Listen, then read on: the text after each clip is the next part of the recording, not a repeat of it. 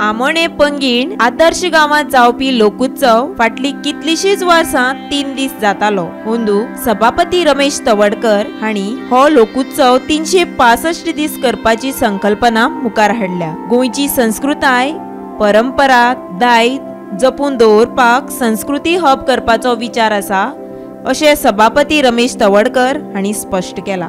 संस्कृती हब करपा खातीर लोकांनी पाठिंबो दिवचो अशेंय सभापतीन सांगले। 8 वर्सांनी आमी सगळें करता आनी आमकां की 2025 सालांत आसा हे आदर्श काम आमकां पूर्ण करपाचें आसा। आज आमी म्हणलां की फुडल्या वर्साक आमी राष्ट्रपती काडटले।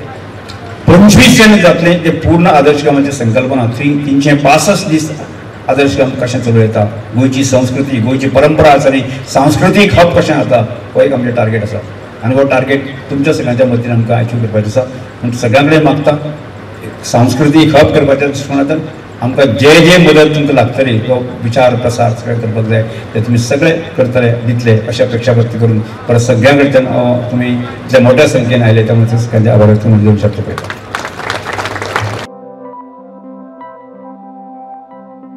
Bureau report Gomantak TV.